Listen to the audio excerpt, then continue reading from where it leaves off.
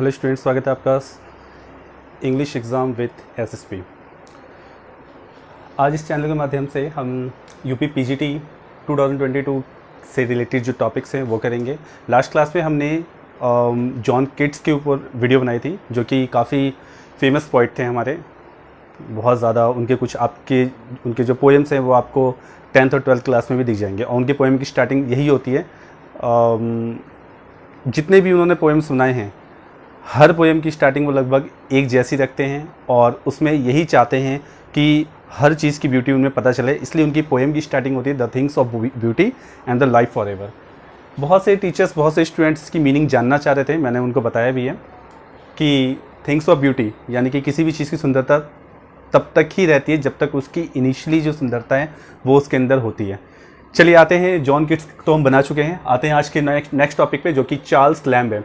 देखिए, मैं आपको फिर से बता दूं कि यूपी पीजीटी का एक ये टॉपिक है। जितने भी राइटर्स हैं, जितने भी पोइट्स हैं, हम सबके बारे में करेंगे one by one.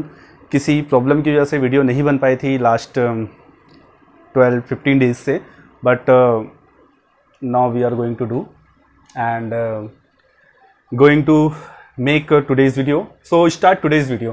So our topic is Charles lamb.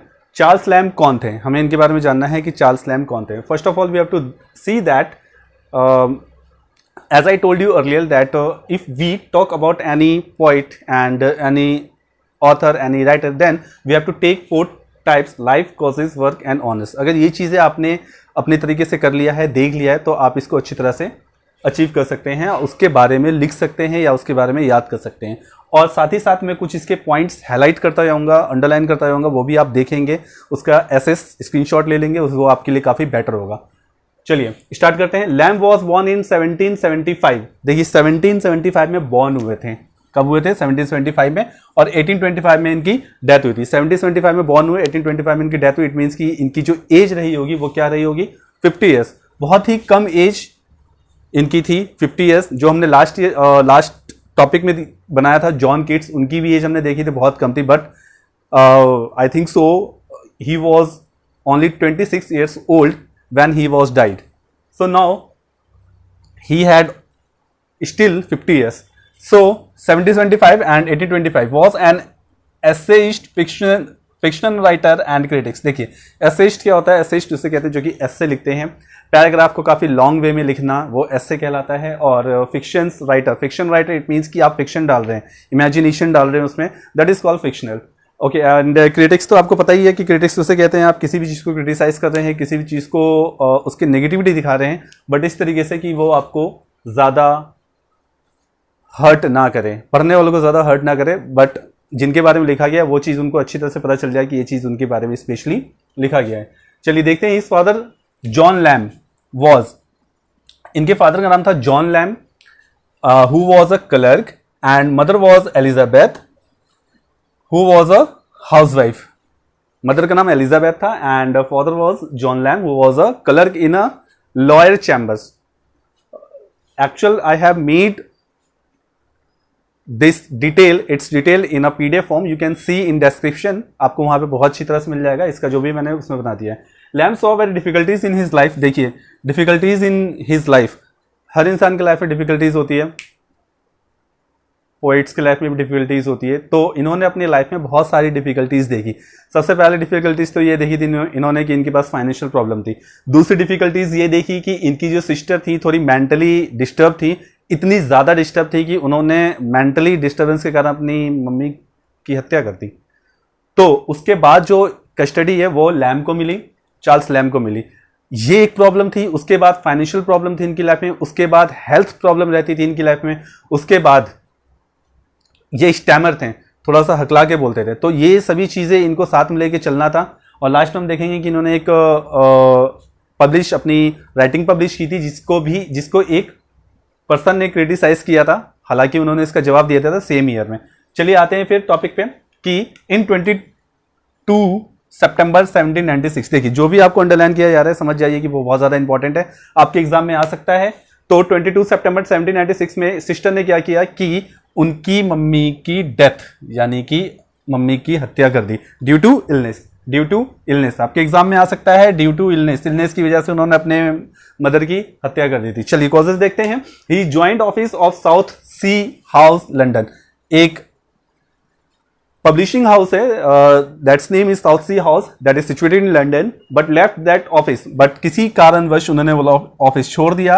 8 Feb 1792 को उन्होंने ऑफिस छोड़ दिया।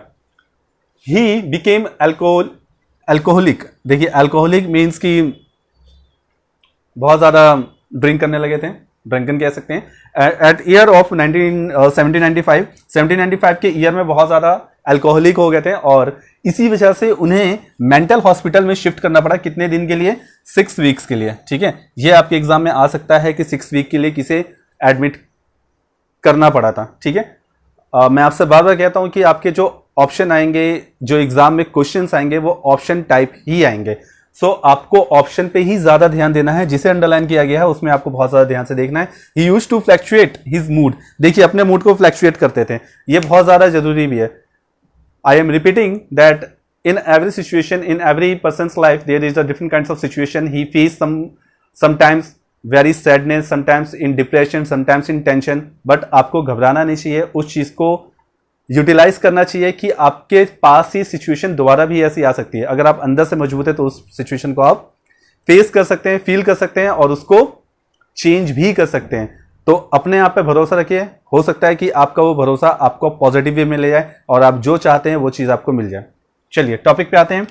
Sometimes he wrote on sadness and pleasure. देखिए इतनी ज्यादा प्रॉब्लम में, इतनी ज्यादा डिप्रेशन में, इतनी ज्यादा टेंशन में भी वो क्या करते थे, कभी प्लेजर पे भी लिखते थे, कभी सैडनेस पे भी। क्यों? क्योंकि he wanted to give energy to his readers. अपने रीडर्स को एनर्जी देना चाहते थे।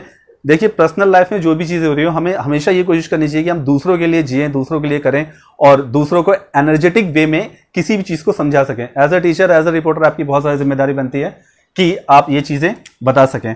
हमें कभी नहीं भूलना चाहिए कि हमारा पर्सनल पर्पस क्या है और प्रोफेशनल पर्पस क्या है। प्रोफेशनल पर्पस और पर्सनल पर्पस को कहना आसान है कि मिक्स नहीं करना चाहिए, हो जाता है, लेकिन फिर भी ये कोशिश करते नहीं चाहिए कि हमें वो चीज़ हटा देनी चाहिए ताकि हम अपने लाइफ में आगे बढ़ सकें और एक अच्छी चीज़ को फॉलो कर सकें। और वैसे भी कोई भी पॉजिटिव चीज़ है तो उसको पाना हमें ज़रूर चाहिए और उसके लिए बहुत सारी मेहनत भी करनी चाहिए, जो कि आप कर सकते हैं और उस चीज़ से पीछे ना हटें। एक ना एक दिन आपको पता चल जाता है कि वो चीज़ सच में पॉजिटिव थी और जो इसके फेवर में नहीं है उन्हें भी इसकी कह सकते हैं कि हैबिट हो जाती है कि हाँ I was wrong and that person was right. चलिए टॉपिक पे आते हैं। In 1798 published at tale of the Rosamund. देखिए 1798 में उनकी एक राइटिंग पब्लिश हुई जिसका नाम था अ टेल ऑफ रोजमंड। टेल ऑफ रोजमंड जब पब्लिश हुई तो उसी ईयर में एक और इंसिडेंट हुआ, इंसिडेंट कह सकते हैं या एक और इवेंट हुआ, and that event was that ST Coleridge, Samuel Taylor Coleridge ने क्या किया कि अपनी एक बुक पब्लिश की that I have discussed in my last video. अगर आपने देखा होगा तो मैंने अपनी वीडियो में डिस्कस किया है कि उसका नाम था लिरिकल बैलेड्स। तो लिरिकल बैलेड्स भी उन्होंने सेम ईयर में किया था। आपका क्वेश्चन आ सकता है एग्जाम में कि सेम ईयर में कौन सी दो घटना हुई थी, या लिरिकल बैलेड्स के साथ किसके पब्लिश किया गया था, या लिरिकल बैलेड्स के जो राइटर हैं कौन थे और इसके जो राइटर हैं वो कौन थे। और कोइंसिडेंटली मैं आपको बता दूं कि the both writers were a good friend, ये आपस में एक अच्छे दोस्त हैं। So now we come to the topic. After 1795 he started to write articles for the London newspaper. London newspaper के लिए उन्होंने 1795 के बाद आर्टिकल्स लिखने शुरू कर दिए थे क्योंकि उनके लाइफ में कुछ प्रॉब्लम आ गई थी और उन्हें काफी नीचे स्तर से शुरू करना पड़ा था। As I told you just now that you have to do everything if you want to do something positive in your life and if you want to be positive in your life and if you want to take your right, तो आपको ये चीज करना पड़ेगा। Doesn't matter यार कि आप शुरू से स्टार्ट कर रहे हो क्या कर रहे हो, आपको करना है तो करना है। तो इन्होंने भी इस चीज को नहीं देखा कि मैं इतना बड़ा राइटर हूं तो मैं इस चीज को कैसे करूंगा, करना पड़ता है। अगर if you are right then you have to do all of things that is not negative. चलिए टॉपिक पे आते हैं। In 1807 both brothers and sister. देखिए as I have told you in earlier starting of this video that his sister had been murdered to her mother and from that time her custody taken by her brother, and from that time he used to write all poems, all critics and all essays with the help of his sister. तो उस समय से जब से उनको custody मिली अपनी sister की, तब से वो सिस्टर उनकी छोटी बहन थी, एक इनसे इनका छोटा भाई था, सबसे बड़े यही थे। कौन? Charles lamb. ठीक है, तो चार्ल्स लैम्ब सबसे बड़े थे, उनसे एक छोटा भाई था, सबसे छोटी उनकी सिस्टर थी। ठीक है, आपको ध्यान रखना है, आपके एग्जाम में भी आ सकता है। तो इन दोनों भाई बहन ने मिलकर क्या किया कि शॉर्ट स्टोरीज लिखी। किसकी शॉर्ट स्टोरी लिखी? शेक्सपियर की, the most important poet of the world, Shakespeare की लिखी। तो आप सोचिए, जो इतने ज्यादा फेमस हैं, इतने ज्यादा इंपॉर्टेंट हैं, उनके लिए उन्होंने जो प्लेस थे, ड्रामास थे, कॉमेडीज थी, ट्रेजेडीज थी, सबको उन्होंने शॉर्ट वे में लिख दिया। शॉर्ट वे में लिखा तो जाहिर सी बात है कि ऑब्वियस सी बात है कि वो चीज बहुत बिकी होगी।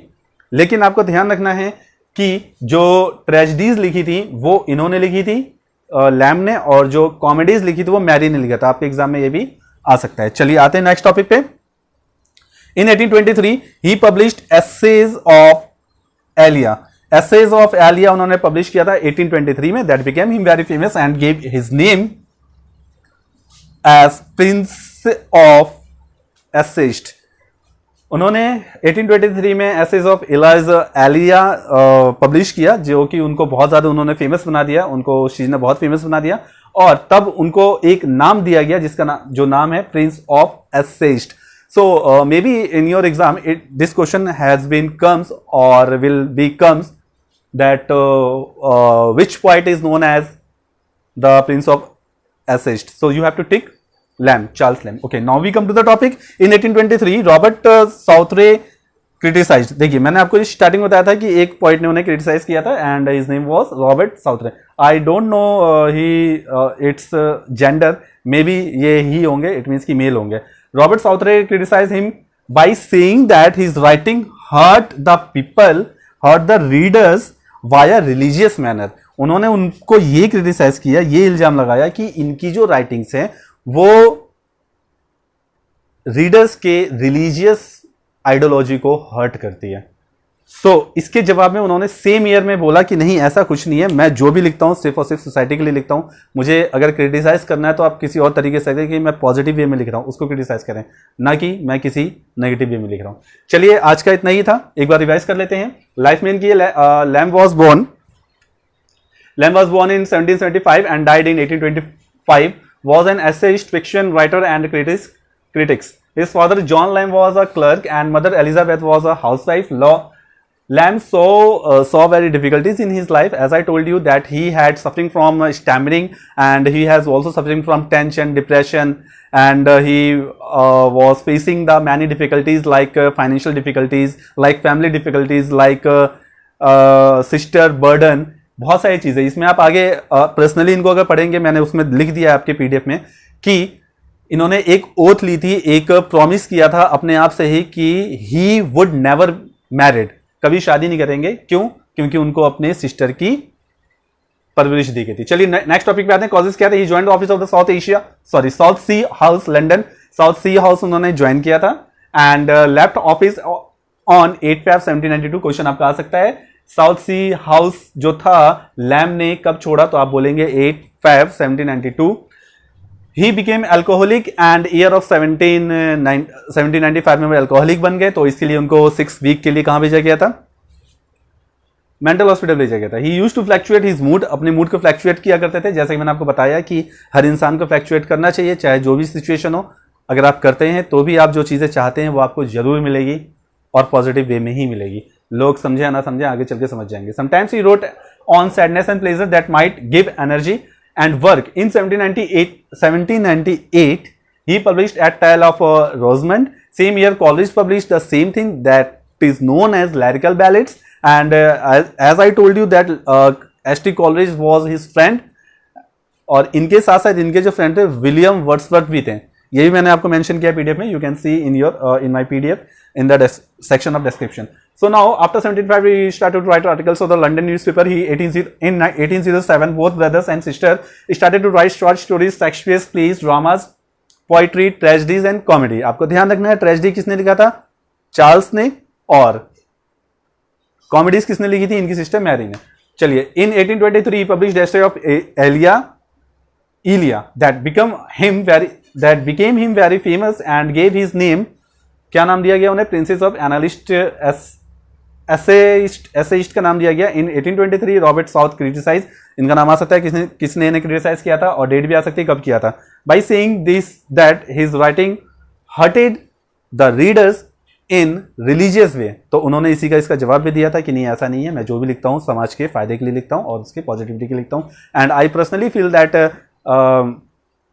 ही really wrote anything in his poetry, in his drama, that all are is situated to the growth of society, positiveness of society, not negativeness of society.